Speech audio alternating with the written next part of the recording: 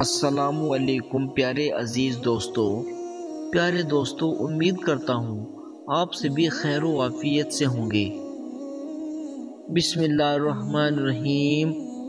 اللہ جانتا ہے وہ سب جو تمہارے دل پر گزر رہی ہے، وہ سب جو تمہیں پریشان کر رہا ہے، وہ سب درد جس کو اپنے اندر چھپائے تم دنیا سے مسکراہٹ کے ساتھ مل رہے ہو، وہ سب آہیں جو رات کے پچھلے پہر تمہیں سونے نہیں دیتی، وہ سب آنسو جو تمہاری آنکھ سے باہر نہیں نکل سکتے، وہ سب جس کو ٹھیک کرنے کی کوشش میں تم تھک رہے ہو، سنو، اللہ سب جانتا ہے، وہ تمہارے حال سے بے خبر نہیں ہے، وہ سب ٹھیک کر دے گا، اسے سب ٹھیک کرنا آتا ہے، وہ تمہارا صبر اور خاموشی ضائع نہیں کرے گا۔ اللہ سے اچھا گمان رکھا کرو، جیسا گمان رکھو گے ویسا ہی پاؤ گے۔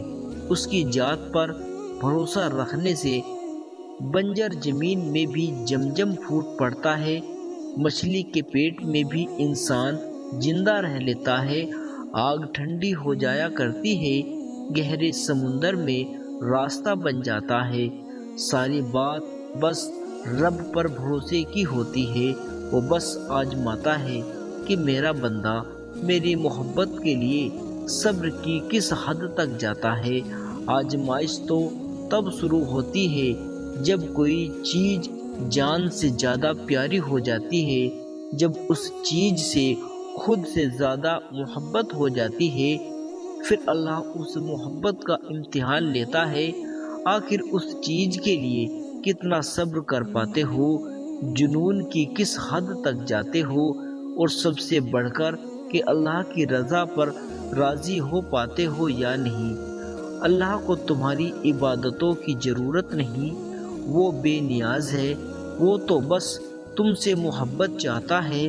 وہ آزمائش تو وقت کی ہوتی ہے، پھر وہ ہر چیز دوگنی کر کے واپس کر دیتا ہے، مگر تم یہ بات سمجھنے میں بہت دیر لگا دیتے ہو، تبھی تو تم اکثر بے سکون ہو جاتے ہو۔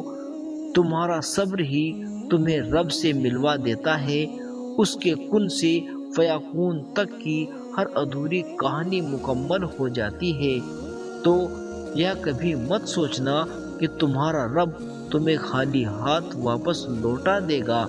جب دعائیں قبول نہ ہونے لگے تو اللہ سے رشتہ مضبوط کر لو، تمہاری دعائیں بے شمار قبول ہوگی۔ تڑپ ہی تو ناممکن کو ممکن کا راستہ دکھاتی ہے، ایک وہ رب ہی تو ہے جو تم سے اتنی محبت کرتا ہے جتنا نہ تم سے کسی نے کی ہوگی اور نہ تم کسی سے کر سکتے ہو۔ جب وہ کسی آزمائش میں ڈال دیتا ہے تو اس آزمائش سے لڑنے کی ہمت بھی دیتا ہے، بس تم یقین رکھنا، وہ خود تم سے فرماتا ہے کہ تمہارے رب نے نہ تمہیں تنہا چھوڑا ہے، نہ وہ تم سے بیزار ہوا ہے۔ وہ تمہارا رب بھولنے والا نہیں ہے، وہ تو اپنے وعدوں کا پابند ہے، وہ جو فرما دیتا ہے اسے کوئی بھی موڑ نہیں سکتا اور نہ کوئی روک سکتا ہے۔ ہو سکتا ہے وہ شخص تمہاری خواہش نہیں آزمائش ہو سکتا ہے، وہ زخم تمہارے گناہوں کا کفارہ ہو سکتا ہے، وہ تکلیف اللہ سے جوڑنے کا ذریعہ ہے۔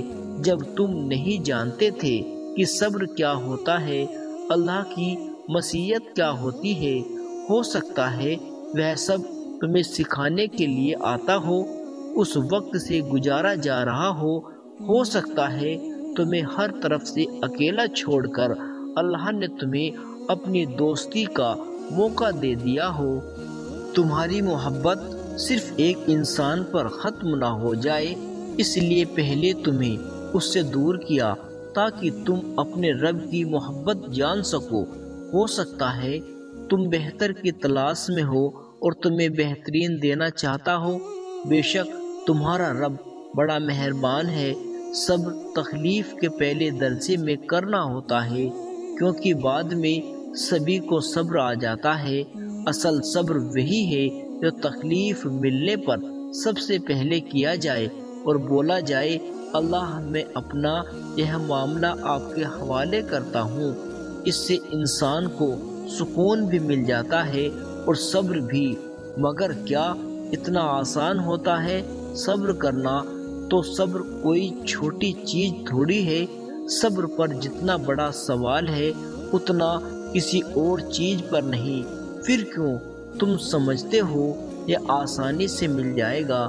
کبھی کبھی سجدے میں اپنے اللہ کو پکارتا ہوں تو اس قدر وہ قریب سے جواب دیتا ہے، مجھے اپنی آواز پر شرمندگی ہونے لگتی ہے۔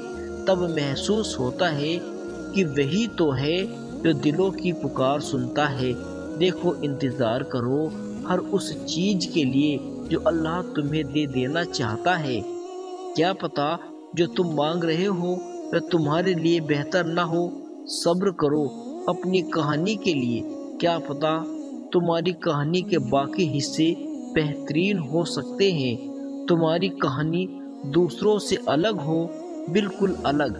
دیکھو، یقین رکھو اللہ کے کن کہنے تک کیا پتہ جو تم مانگ رہے ہو وہ تمہیں مل جائے۔ اس لیے صبر کرو اس چیز کو تمہارے حق میں بہتر ہونے اور تمہارا بھی اس چیز کے لیے بہتر ہونے تک۔ دیکھو، یقین رکھو اپنے اللہ کے رحمان ہونے پر۔